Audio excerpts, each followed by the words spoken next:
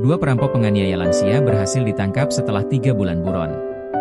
Dua pelaku perampokan sadis terhadap wanita lansia di wilayah Kecamatan Cilengsi, Kabupaten Bogor telah diamankan.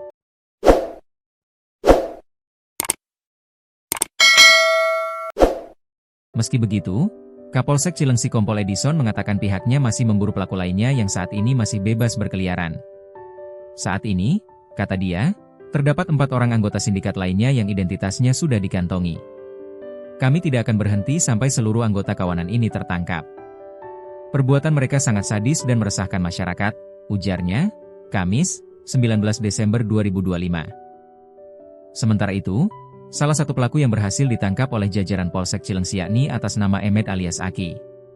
Kompol Edison menyebut, pelaku yang diamankan di wilayah Cianjur itu sangat brutal dalam beraksi melakukan pencurian dengan kekerasan tersebut.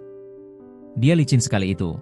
Licin, licik, dan sadis orang itu, kelihatannya kecil tapi sadis banget itu, dia yang ngiket, dia yang mukulin si nenek itu, akhirnya dapatlah, katanya.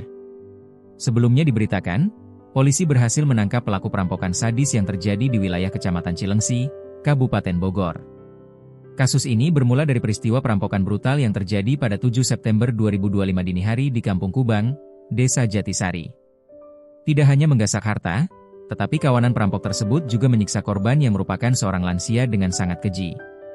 Kapolsek Cilengsi, Kompol Edison mengatakan, korban dilaporkan diikat, mulut dilakban, hingga dianiaya secara fisik.